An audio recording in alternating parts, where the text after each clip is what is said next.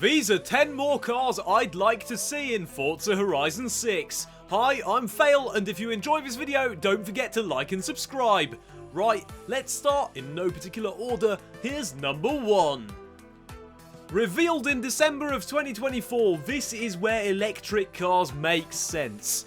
Or maybe not, because under the retro looks, the Renault 5 Turbo 3E gives you 500 rear-wheel drive horsepower and a carbon monocoque chassis. What could possibly go wrong? This is a serious machine, not just a Honda E with a body kit. The Renault 5 Turbo was a rally icon in the 1980s, and in a world where the Ford Puma crossover competes in the WRC, I'd gladly welcome this retro lunacy to FH6 with some rally tyres. 2 new hypercars from the essential supercar builders Ferrari. A company that started to go crazy since the FXXK Evo and 499p Modificata were designed. The F80 looks like something straight out of Cyberpunk 2077, childish doors, an unnecessary black stripe on the bonnet, and an engine cover stolen from a TVR. I'm all here for it. This is what a hypercar is meant to be. 1200 horsepower and 0 to 200 kilometers an hour in under 6 seconds. I've read some complaints about the noise from the V6 hybrid not being all that, but this is Forza, the noises aren't anything to write home about anyway. On the interior front, I have only one complaint. I hate cars that replace the dash with an iPad, but the center console looks cool at least. Then there's the SF90XX Stradale, the track-focused monster that makes no apologies for being over the top. It's like Ferrari decided the standard SF90 wasn't insane enough and gave it even more steroids.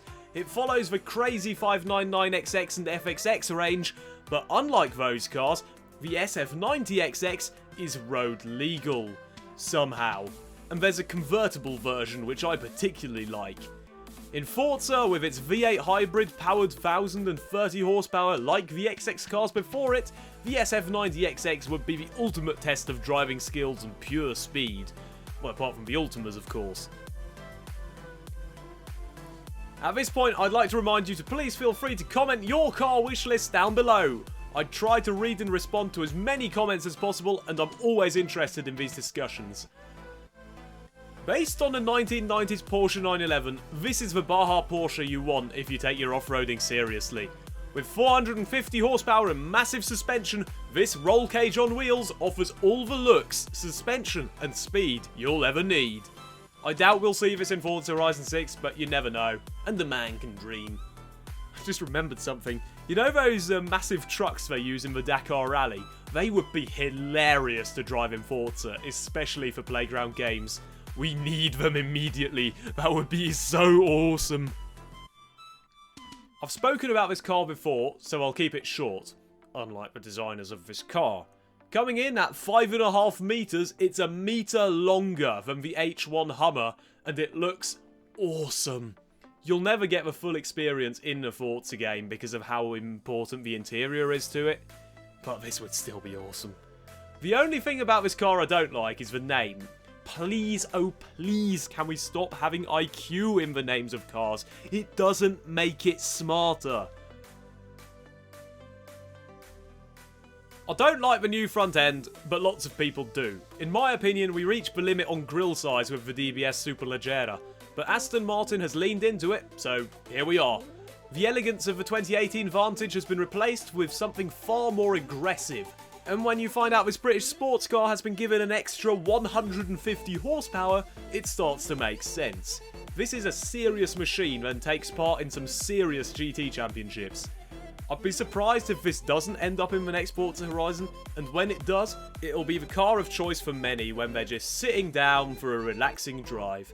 Although 0 to 60 in 3.5 seconds and over 200 miles an hour top speed don't sound particularly relaxing to me.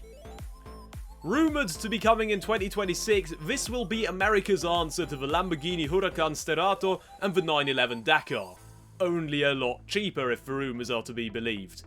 To be clear, in this modern world, cheap means around 100 grand, but you can have almost 3 of these for the price of the Lamborghini. And what better place to find out if we can keep up with the 911 and Huracan than in Forza Horizon? Well, real life would be an option, but that's quite expensive.